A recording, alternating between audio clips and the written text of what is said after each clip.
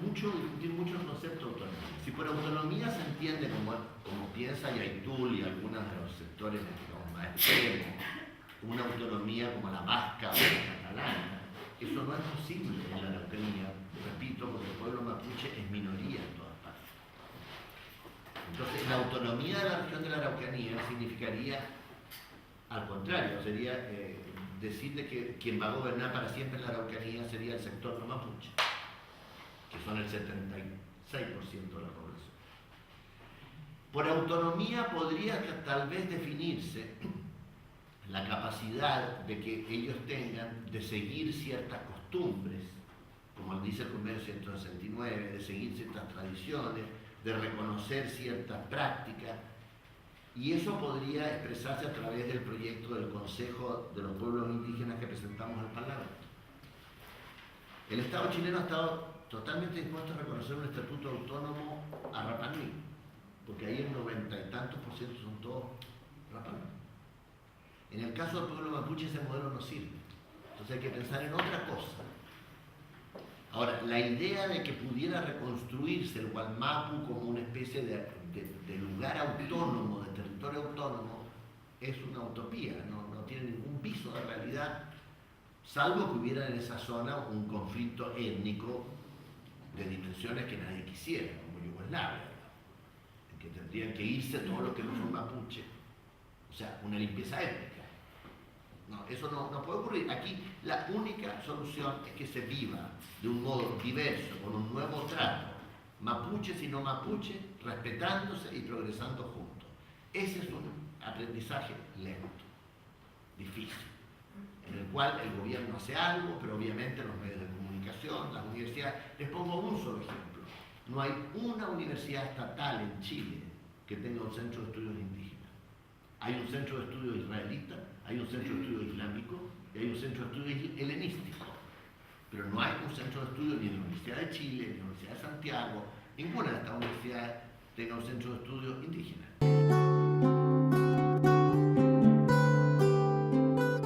Ahora, evidentemente, si ustedes se centran en enfocar el tema indígena en un tema de seguridad y por tanto de conflicto violento, yo creo que es un error. Sinceramente les digo, ojalá fuera eso. Es mucho más complejo, es mucho más multifacético y mucho más permanente. Como nos dijo la primera ministra de Nueva Zelanda, Helen Clark, que estuvo aquí, pasarán sus nietos, sus bisnietos y el tema seguirá. Porque es que la sociedad chilena tiene que aprender, y el pueblo mapuche también, a convivir de una manera diferente. Tienen que terminar los prejuicios raciales, hay que abrir las puertas, y ellos tienen que entender que su identidad, que hay que mantener, desarrollar y profundizar, se tiene que expresar en un mundo cambiante y moderno. El pueblo que está más preparado para eso de los indígenas, en el caso nuestro, es el pueblo Rapa Nui, que es más globalizado que el chileno común y corriente. Por eso estoy diciendo, el más difícil es el mapuche. Entonces, es muy probable que nosotros tengamos momentos de conflicto, momentos que bajan conflicto. Pero ese no es el tema, si al final los ministerios del interior y las policías para eso saben manejarlo, con mayor o menor eficacia.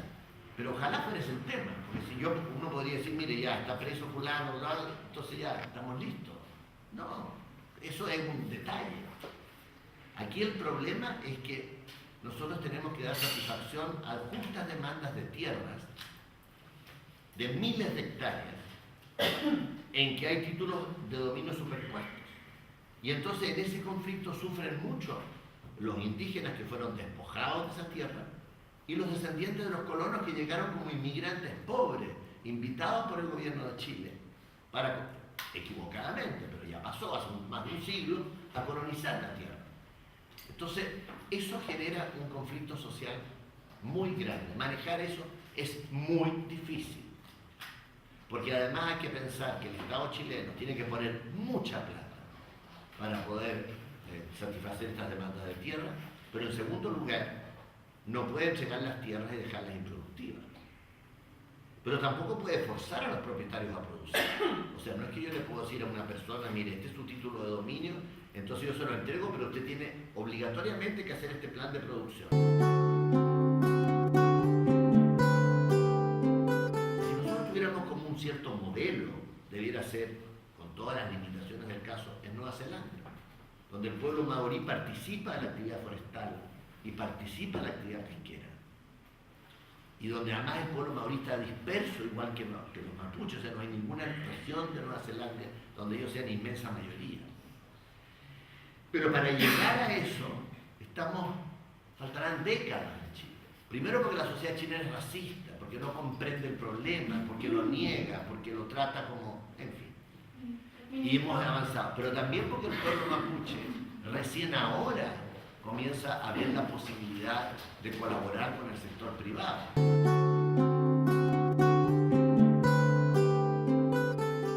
Y yo creo que ese plan es un muy buen síntoma, porque en la región donde el conflicto es peor, donde algunos de sus empresarios le han quemado sus camiones, otros tienen sus fondos o tuvieron sus fondos ocupados, donde ha habido mayor tensión, ellos se han dado cuenta que van a tener que vivir con la realidad mapuche para siempre. O sea, este no es un problema entre comillas que se resuelve. Esto no tiene, la solución es la convivencia. Entonces, ellos han hecho un cierto cambio de perspectiva. Y eso es muy significativo. Ahora, nosotros vamos a tener una reunión para evaluar, digamos, en qué cosas podemos implementar ahora, luego de ese plan. Por ejemplo, la creación de esa agencia de desarrollo con pertinencia indígena, lanzar tal vez el plan Mapuche Emprende, pero hay cosas que son de mediano plazo y cosas que son de largo plazo y que quedarán para el próximo gobierno. O sea, nuestra principal preocupación, si a nosotros nos quedan 4 meses, nuestra preocupación es tratar de dejar el tema lo más encauzado posible. Ojalá reestructurada la CONADI, redefinido el programa Orígenes con el BID, ya presentamos los proyectos que están en sus carpetas de nueva institucionalidad, Ministerio, Agencia de Desarrollo Indígena, Consejo de Pueblos Indígenas. La Universidad de Concepción nos va a delimitar la demanda de tierras y eso podría entonces encauzar las cosas.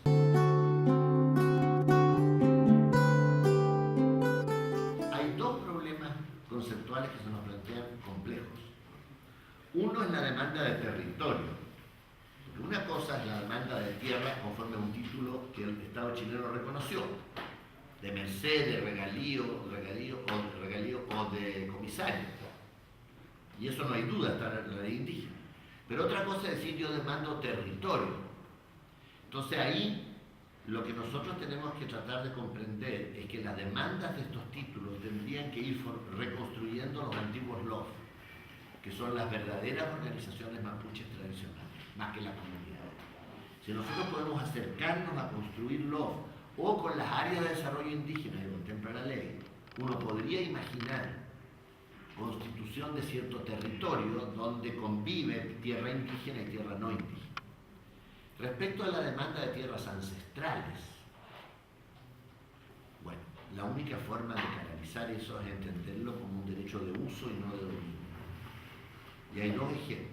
La realidad pehuenche, que lleva a sus ganados a pastar en la alta cordillera, en tierras que no son de ellos, pero que ellos ocuparon, y por tanto de uso, o la ley de borde costero Lasquenche, que no supone dominio sobre el borde costero, sino coadministración con comunidades de pescadores artesanales no mapuche, con empresas, con pueblos, etc. Entonces, un uso compartido. Entonces tenemos que imaginar fórmulas. Ahora, estas son fórmulas de la sociedad, llamémoslo entre comillas, occidental, con mentalidad occidental. El problema es que también nosotros tenemos que lograr un diálogo tal que estos conceptos sean también asumidos como tal por la propia comunidad y que el pueblo mapuche entienda de que su reclamo a la tierra tiene una expresión que es de dominio, pero tiene otra expresión que es de uso y tiene otra expresión que es simbólica.